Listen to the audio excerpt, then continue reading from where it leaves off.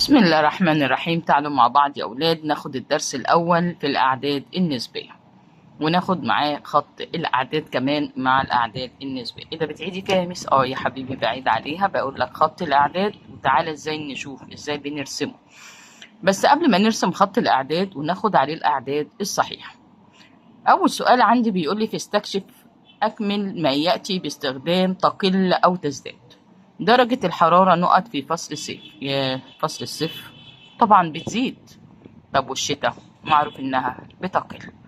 طب نركز يا ولاد في السؤال اللي جاي. لما فيش أسئلة يا ميس أنا عايز أعرف يعني إيه مجموعة أعداد صحيحة. أعداد الصحيحة يا ولاد ليها رمز. إيه الرمز بتاعها؟ الرمز بتاعها صاد. خد حرف الصاد من الأعداد الصحيحة. طب هي بتنقسم لثلاث حاجات. إيه ثلاث الحاجات؟ بص الأول أدي صفر في النص، وأعمل خط جميل أكتب واحد، أدي اتنين، ماشي، تلاتة، وهكذا شرط، يعني أربعة خمسة ستة سبعة تمانية. دي الأعداد العادية مش أيوة بنسميها أعداد موجبة. أعداد موجبة صحيحة موجبة. طيب لو مشينا ناحية اليسار يا ولاد اعمل بس انت الشرط الجميلة اللي زيك دي، بس لما تيجي تعملها يا ولاد اعملها بعيد عن بعض. ادي واحد اتنين تلاتة أربعة. استني يا ميس، طب ما دي واحد اتنين تلاتة أربعة، ودي واحد اتنين تلاتة، يعني ممكن نحط كمان أربعة. دي سالب واحد سالب اتنين سالب تلاتة سالب أربعة. يبقى أنا هنا ناحية إيدك اليمين هقول أعداد صحيحة موجبة. طب وناحية اليسار أقول له أعداد صحيحة سالب. يبقى الأعداد الصحيحة الموجبة مالها يا حبيبي؟ افتح قوس واكتب واحد اتنين تلاتة أربعة وهكذا. طب والأعداد الصحيحة السالبة يا جميل قلبي؟ سالب واحد سالب اتنين سالب تلاتة سالب أربعة. مش ممكن تعملي لنا فصل عشان نظبط الأعداد؟ طبعا ينفع يا حبيبي. الصفر بقى يا ميس ماله؟ هقول لك على موضوع كبير قوي. ايه الموضوع ده؟ الصفر ده لا بيحب يقعد عند الأعداد الموجبة ولا بيحب يقعد عند الأعداد السالبة. أمال إيه شغلانته بالظبط يا ميس؟ الصفر لا هو سالب ولا هو موجب. الصفر ليس سالب وليس موجب. يعني أنت عندك أعداد موجبة يا ميس، واحد اتنين تلاتة أربعة خمسة ستة، صاد موجب. طب والسالبة؟ سالب واحد سالب اتنين سالب تلاتة سالب أربعة، أعداد سالبة. طب والصفر بيقعد عند مين؟ عند الموجب ولا السالب؟ أرد عليه أقول له الصفر ليس سالب وليس موجب. تعال نشوف التدريب الحلو الجميل بتاعنا ده. بيقول لي اكتب العدد الصحيح الذي يعبر عن كل موقف. يعني هنقول موجب ولا سالب؟ نقول موجب ولا سالب؟ ماشي يا مس. درجة حرارة مدينة القاهرة 18 درجة مئوية. قال لي كلمة ايه؟ فوق. لا تبقى موجب. قال لي فوق تبقى موجب. ودلوقتي هناخد مع بعض الكلمات اللي بتدل على الموجب والسالب. نركز تاني. خسر، أول ما تلاقي كلمة خسر يبقى سالب العدد اللي موجود. خسر تاجر 2000 جنيه في إحدى الصفقات التجارية. يعني التاجر خسر 2000 جنيه في إحدى الصفقات بتاعته. أعمل إيه في ال2000 يا ميس؟ هيبقى سالب 2000. ركز تاني. تعادل فريقين بدون أهداف في إحدى مباريات كرة القدم. أول ما يقول لك تعادل يعني لا هو خسر ولا هو فاز، يبقى احنا كده صفر. لأن الصفر لا هو سالب ولا هو موجب. طيب فاز طالب بمبلغ 300 جنيه. فاز، خلاص يبقى أنا هكتب 300 موجب. هتحط لها ميس زائد جنبها؟ لا يا حبيبي، الموجب ما بنكتبش حاجة جنبه، هو السالب بس. سحب، حط خط تحت كلمة سحب محمد من حسابه البنكي 1000 جنيه. سحب يعني أخد. لا يا ميس، يعني كده يبقى سالب 1000. مش حفر عمال بئر المياه بعمق. حط خط تحت كلمة بعمق. ايه هي بقى الكلمات يا ميس اللي أول ما أشوفها أعرف أنت هتحطي سالب ولا هتحطي موجب؟ تعالى معايا نشوف. كلمات اللي بتدل على الموجب يعني زي مكسب، فوق، أعلى، أودع، للأمام، كل ده حط العدد بالموجب.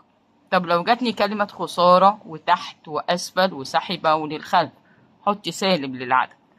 طيب امتى احط كلمة صفر؟ تعادل عند سطح مستوى البحر. يلا ركزوا نحل تدريب جميل زيكم تاني، بس هديكوا عليه واجب الاول.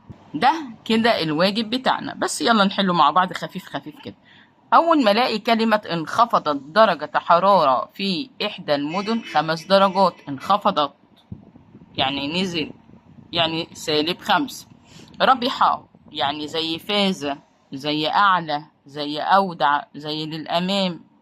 خالد 175 جنيها في إحدى المسابقات للرياضة، يبقى بالموجب أكتب 175 موجب.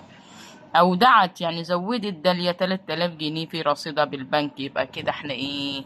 بالزائد. يعني ايه زائد يا ميس؟ يعني الأعداد الموجبة. نركز تاني يا جميل في اللي احنا عايزينه على خط الأعداد.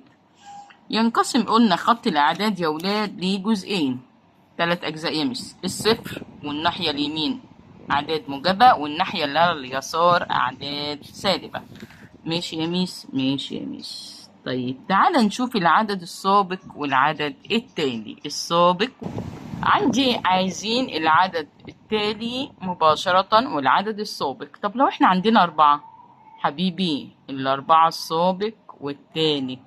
ايه ده يا ميس؟ ما هو السابق للأربعة 3 معروفة، والتاني ليها مين؟ 5. طب لو أنا حطيت لك -5 هتعمل ايه بقى؟ ادي -5، مين اللي جاي بعده ومين اللي جاي قبله، مين اللي جاي بعده ومين اللي جاي قبله. في السوالب العدد بيمشي عكس، يعني كده ده كده اللي بعده، اللي قبله هو اللي بعده، يبقى -4 -4. ايوه ايوه ايوه ايوه. والتاني لا يا ميس انت غلط، ده التاني هو اللي -4، واللي كان قبله اللي هو -6. -6. طب والصفر يا جميل؟ يلا فنكر بقى شوية. افنكر؟ فنكر يا حبيبي يلا. ركز بقى في الصفر، يبقى اللي كان قبل الصفر -1، واللي بعده الواحد. طب وسالب 8 يا ميس؟ اللي قبله هيبقى -9، اللي قبله -9. طب واللي بعده -7. أقول لك طريقة سهلة أوي في السابق والتالي السالب. خلي بالك اعتبرها 5، اللي جاي بعد ال5 مين؟ 6، حطها سابق 6، -6. يا ميس حط شرط حلو. واللي جاي قبله 4 حطها هي التاني، يعني العكس، عكس الأعداد العادية بتاعتنا. يعني عندي 5 قبليها 4 وبعديها 6. ال5 دي لو -5 يبقى اللي قبلها -6 واللي بعدها -4. ده كان كده درسنا الجميل الحلو بتاعنا اهو، ده الواجب عليه.